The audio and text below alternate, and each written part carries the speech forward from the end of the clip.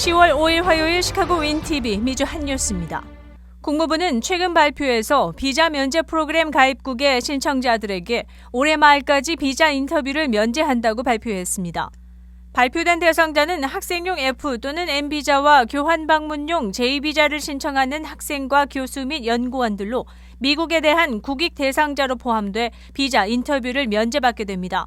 또는 비자 면제 프로그램에 가입된 39개국 출신이어야 합니다. 현재 국무부는 취업 등 비이민 비자 신청자들에 대한 인터뷰 면제 방안도 적극 검토 중입니다. 최근 팬데믹으로 인해 인터뷰 스케줄이 지연돼 비자 발급 대기자들이 늘어나자 이에 대한 조치라고 알려졌습니다.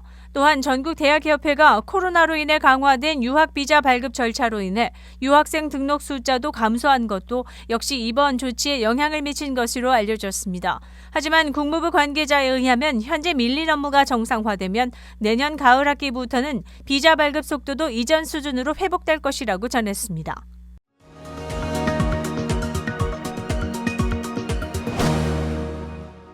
코로나 바이러스의 팬데믹으로 인해 이미 이용 가격이 꾸준히 상승한 승차 공유 회사 우버와 리프트의 요금이 지속적으로 인상될 것으로 전망됐습니다. 데이터 기반 정보조사 업체 이피트 데이터의 자료를 인용해 보도한 바에 따르면 지난달 19일 기준으로 전국 평균 이들의 이용 요금은 2019년에 비해 26% 올랐으며 올해 1월보다도 17% 상승했습니다. 인상요금을 도시별로 본다면 라스베가스가 51%로 가장 높았으며 시카고도 39%로 올랐습니다. 시애틀 35%와 보스턴이 28%로 그 뒤를 이었고 샌프란시스코 25%, LA 24%, 워싱턴 DC 20%, 뉴욕 18% 순이었습니다.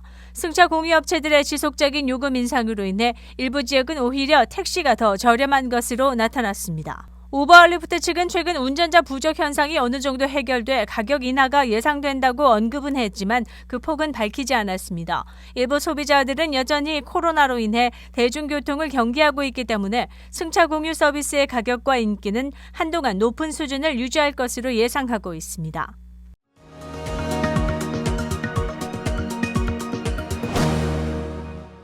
대만의 총통과 외무장관은 5일 예상되는 중국의 침공에 경고했습니다. 중국은 2일과 4일 사이에 기록적인 숫자의 군용기를 대만의 방공 식별구역에 진입시킨 후 관리들은 중국과의 전쟁 가능성을 경고했습니다. 하이잉원 총통은 외교부에서 대만이 함락된다면 그 결과는 지역 평화와 민주 동맹체제에 재앙이 될 것이며 세계적인 가치 경쟁에서 권위주의가 민주주의보다 우위에 있다는 신호가 될 것이라고 주장했습니다. 중국은 현재 대만을 국가로 인정하지 않으며 통치를 거부하는 일개의 지역으로 간주하고 있습니다. 시진핑 주석은 대만 통일을 다짐했으며 이를 위한 군사력 사용도 가능하다고 밝힌 바 있습니다. 최근 나흘 동안 중국 인민해방군은 총 150회 이상의 비행 출격을 기록한 바 있으며 4일 월요일에는 하루 군용기 출격으로는 최대인 52대를 출격, 대만의 방공 식별구역에 진입시킨 바 있습니다. 대만 외교부 장관인 조셉 우는 대만은 현재 중국의 침략을 준비하고 있다고 언급한 바 있으며 만약 중국이 전쟁을 벌인다면 중국도 커다란 피해를 입을 것이라고 결의를 밝힌 바 있습니다. 지난 8월 바이든 행정부는 곡사포 장갑차 기관총을 포함한 7억 5천만 달러의 대만 무기 판매를 승인했으며 2020년 트럼프 행정부 역시 18억 달러의 대만 무기 거래를 승인했습니다.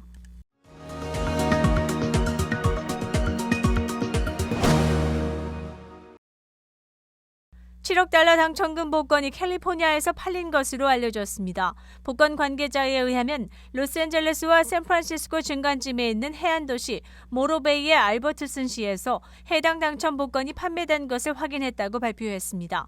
해당 복권을 판매한 판매소도 당첨금 판매 대가로 최대 $100만 받게 됩니다. 복권의 숫자는 12, 22, 54, 66, 69와 15번의 파워볼 숫자라고 알려졌습니다. 복권 금액은 미국 복권 역사상 7번째로 큰 금액이나 40번의 추첨 동안 당첨자가 없어 최장의 미당첨 복권인 것으로 전해졌습니다.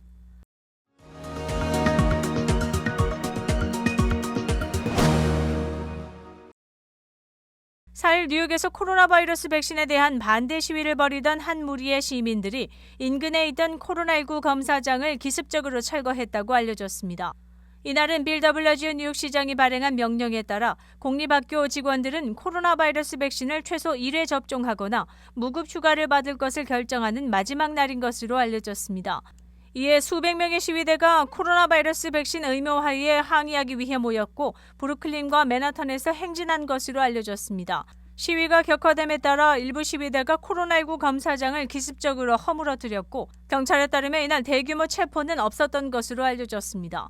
뉴욕시는 미국 대도시들 중 가장 엄격한 코로나 예방 조치들을 시행하고 있으며 식당의 실내 식사를 위해서는 백신 접종 카드를 소지해야 합니다.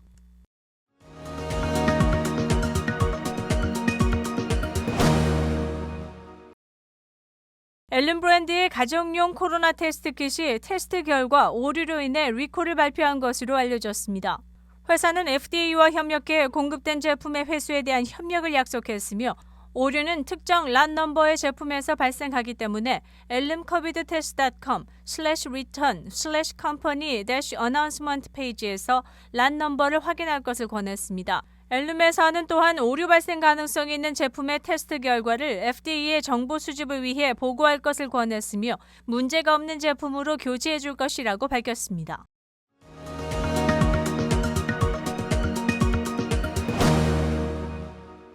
(10월 5일) 화요일 코로나19 현황입니다. 미 전 지역 신규 확진 73,729명, 신규 사망 677명, 백신 완전 접종률은 56.4%를 나타냈습니다. 일리노이주 신규 확진 2,381명, 신규 사망자 수는 25명이며 백신 완전 접종률은 53.8%를 나타냈습니다. 다음은 어제 기준 각 주의 신규 확진자와 신규 사망자 수입니다. 다음은 각 주의 백신 완전 접종 비율 상황입니다. 코로나19 관련 자세한 내용은 시카고토털닷컴을 통해 다시 볼 수 있습니다.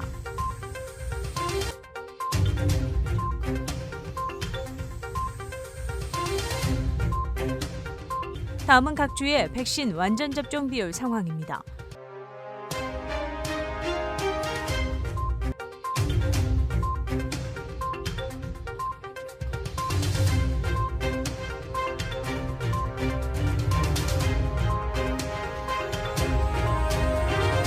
코로나19 관련 자세한 내용은 시카고토털닷컴을 통해 다시 볼 수 있습니다. 윈TV 채널 24.5와 MCTV 채널 24.6 방송은 안테나를 이용한 공중파 방송을 통해 시청할 수 있습니다. 코로나19 비상시국 뉴스24에서는 여러분의 제보를 기다립니다. 제보 전화 847-290-8282번입니다.